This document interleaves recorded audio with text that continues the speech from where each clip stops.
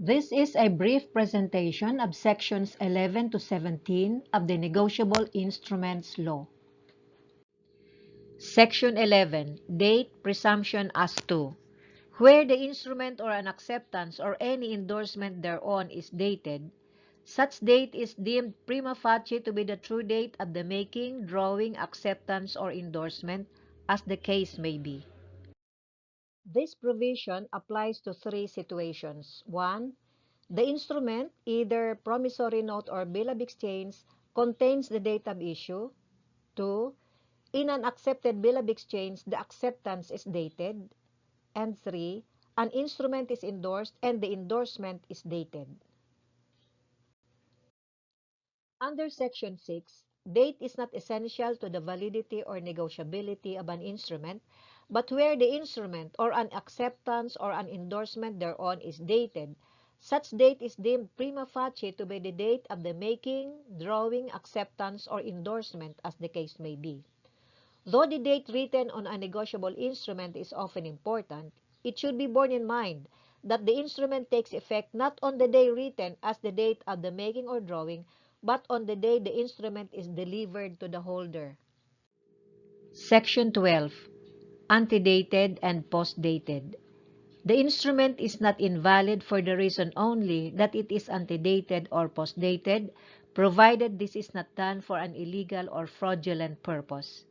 The person to whom an instrument so dated is delivered acquires the title thereto as of the date of delivery.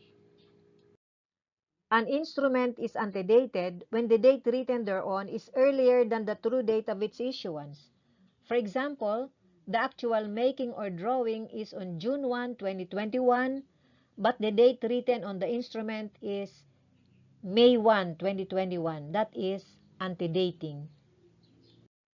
Meanwhile, an instrument is postdated when the date written thereon is later than the true date of its issuance or delivery. For example, the actual making or drawing is on June 1, 2021, but the maker or drawer states July 1, 2021 on the instrument. That is postdating. An antedated or postdated instrument is not rendered invalid or non-negotiable by that fact alone. It may be negotiable before or after the date given as long as it is not negotiated after its maturity. Does antedating or postdating invalidate an instrument? Yes, in one situation where it is done for an illegal or fraudulent purpose, like to avoid payment of interest. What is then the effect of antedating or postdating an instrument for an illegal or fraudulent purpose? Although this section is silent on the matter, the implication is that it invalidates the instrument, but such invalidity may not be set up against a holder in due course. Under this section, the person to whom the instrument is delivered acquires title or ownership over it, not as of the date written on the instrument, but as of the date of actual delivery.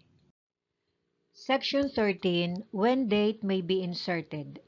Where an instrument expressed to be payable at a fixed period after date is issued undated, or where the acceptance of an instrument payable at a fixed period after sight is undated, any holder may insert therein the true date of issue or acceptance, and the instrument shall be payable accordingly.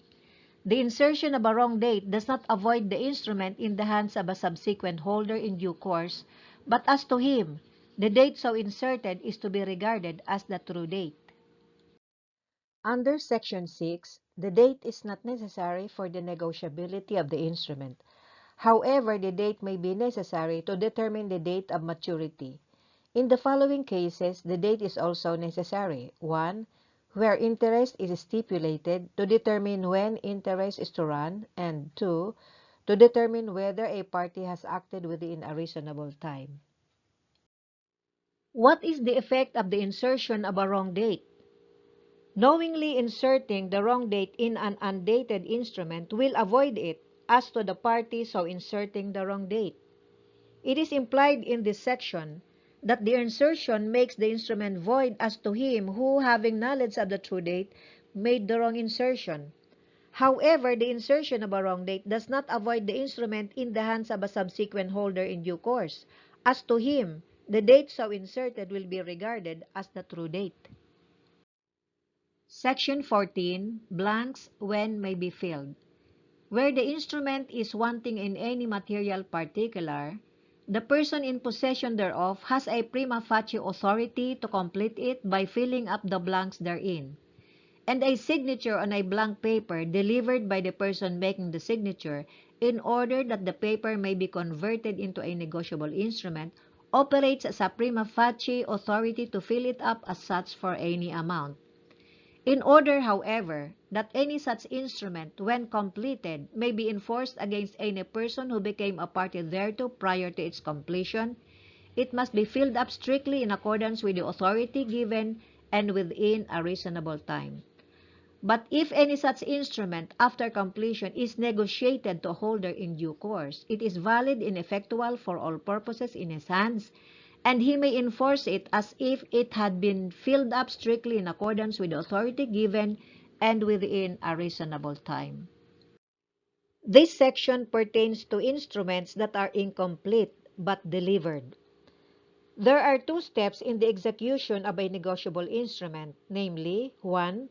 The act of writing the instrument completely and in accordance with Section 1 of the Negotiable Instruments Law, and 2. The delivery of the instrument with the intention of giving effect to it. Where a promissory note or a bill of exchange is executed in blank and delivered to another to fill in and negotiate either for his own benefit or that of the maker, the person in possession thereof has a prima facie authority to complete it by filling up the blanks therein. In order, however, that any such instrument, when completed, may be enforced against any person who became a party thereto prior to its completion, it must be filled up strictly in accordance with the authority given and within a reasonable time. But even if it was not filled up strictly in accordance with the authority given, if any such instrument after completion is negotiated to a holder in due course, it is valid and effectual for all purposes in his hands, and he may enforce it as if it had been filled up strictly in accordance with the authority given and within a reasonable time. There should be no problem if the instrument was filled up strictly in accordance with the authority given. But suppose it was not filled up strictly in accordance with the authority given. For example, the authority given was for 10,000 pesos, but the person in possession of the incomplete but delivered instrument wrote 100,000 as amount due. The effect is that the instrument is avoided against any person who became a party thereto prior to its completion. However, such irregularity does not affect the rights of a holder in due course. Despite the unauthorized insertion, if such instrument after completion is delivered to a holder in due course, it is presumed to have been filled up strictly in accordance with the authority given and within a reasonable time. Hence, it is presumed valid and effectual for all purposes in his hands. The same rule applies where a blank paper with a signature on it is delivered by the person whose signature appears thereon with the intention to convert it into a negotiable instrument. The law says the person in possession of the blank paper with the signature may fill it up as such for any amount. It is important to note, however, that the blank paper must have been delivered with the intention to convert it into a negotiable instrument. If such intention was not present, like the paper was delivered simply to allow the transferee to familiarize himself with the transferor's signature, or as autograph of a famous person, the presumption of authority to fill it up as such for any amount does not apply. Section 15. Incomplete instrument not delivered. Where an incomplete instrument has not been delivered, it will not, if completed and negotiated without authority, be a valid contract in the hands of any holder as against any person whose signature was placed thereon before delivery. There are two steps in the execution of a negotiable instrument. 1. Writing of the instrument completely in accordance with the requisites of Section 1, and 2. delivery of the instrument by the maker or drawer to the payee in order to give legal effect thereto. This section refers to instruments that are incomplete and undelivered, meaning the steps above are not complied with. The law says where an incomplete instrument has not been delivered, it will not, if completed and negotiated without authority, be a valid contract in the hands of any holder as against any person whose signature was placed thereon before delivery. Hence, non-delivery of an incomplete instrument is a real defense, which may be interposed even against a holder in due course. Under Section 14, a holder in due course can recover despite wrong insertions. Under Section 15, however, even a holder in due course cannot recover from one whose signature was placed thereon before delivery. Can anybody then be held liable on an incomplete and undelivered instrument? Yes, those whose signatures were placed thereon after delivery, namely, the acceptors and endorsers in view of their warranties under Section 62 and 66. Section 62 refers to the liability of the acceptor and 66 liability of general endorser. Section 16, delivery when effectual, when presumed. Every contract on a negotiable instrument is incomplete and revocable until delivery of the instrument for the purpose of giving effect thereto. As between immediate parties and as regards a remote party other than a holder in due course, the delivery, in order to be effectual, must be made either by or under the authority of the party making, drawing, accepting, or endorsing, as the case may be, and in such case the delivery may be shown to have been conditional or for a special purpose only, and not for the purpose of transferring the property in the instrument.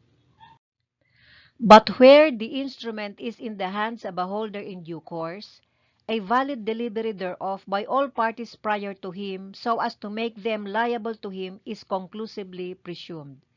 And where the instrument is no longer in the possession of a party whose signature appears thereon, a valid and intentional delivery by him is presumed until the contrary is proved.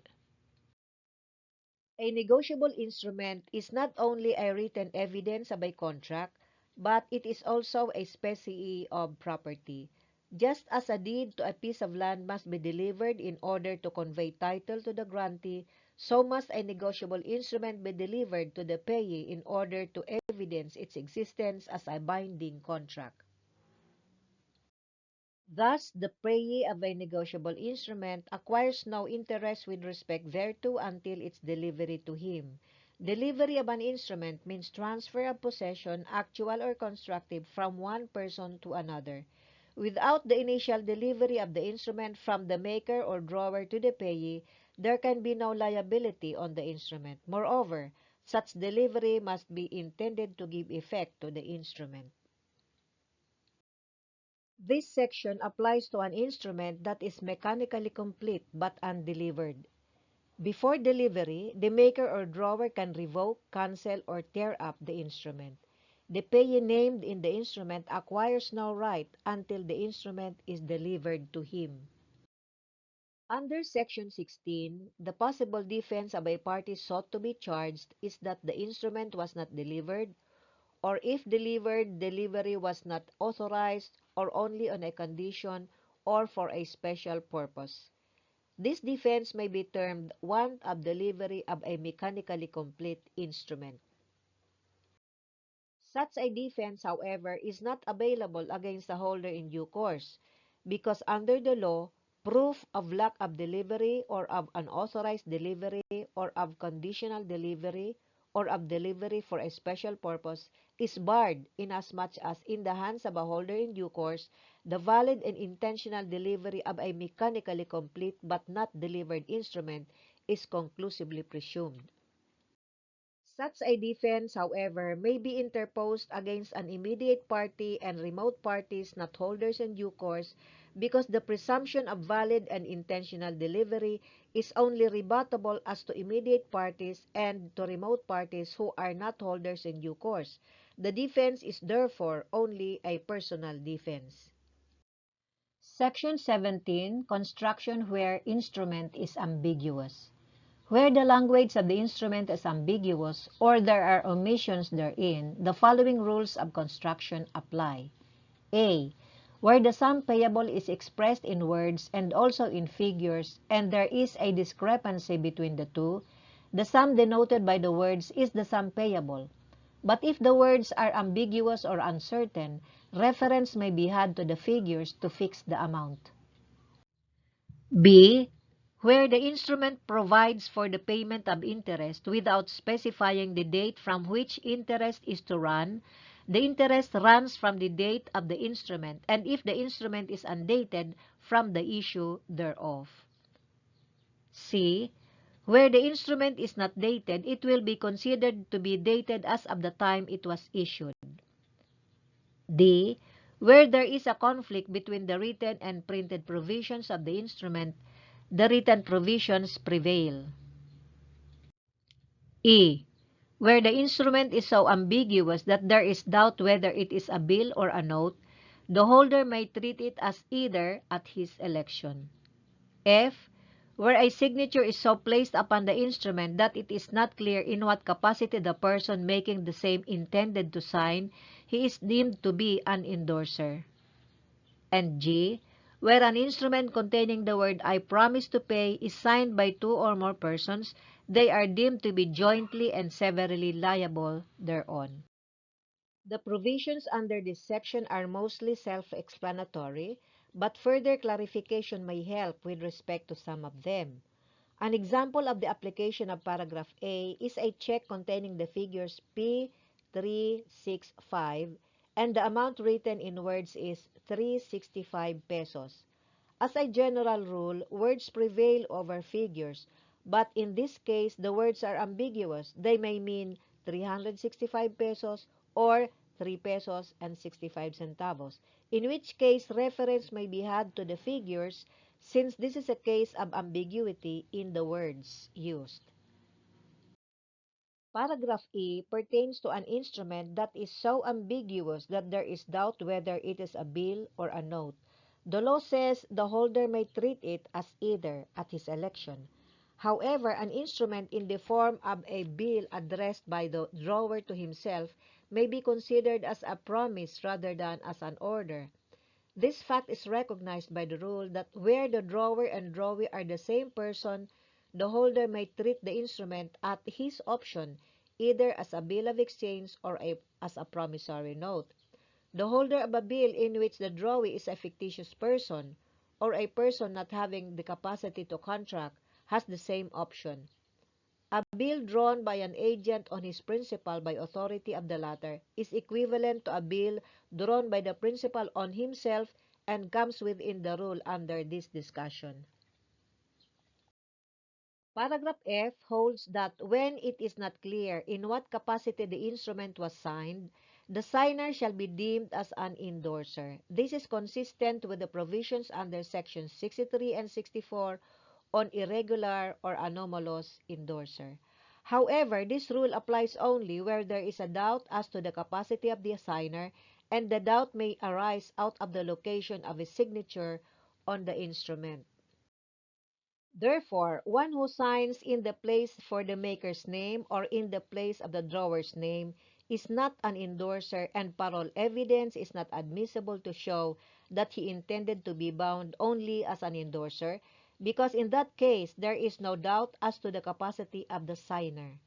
In these cases, there is no doubt in what capacity they sign in view of the location of their signatures on the instrument. It has been held, however, that if the payee signs on the face of the note under the signature of the maker, he is bound as an endorser. The instrument under paragraph G appears self-contradictory, being signed by several persons but beginning with "I promise to pay." The use of the word "I" is thought to indicate an intent that each person shall be severally liable. Each maker of a joint or several note is liable to pay the whole amount, but if one pays more than his share, he can have contributions from the others. If it reads, "We promise to pay," the obligation will be joint that is, all the parties would have to be joined in an action. An instrument which begins with I or either of us promise to pay, when signed by two or more persons, makes them solidarily liable. Also, the phrase joint and several binds the makers jointly and individually to the payee so that all may be sued together for its enforcement, or the creditor may select one or more as the object of his suit. That will be all for this discussion. Our reference material is The Law on Negotiable Instruments by yours truly. Thank you and God bless.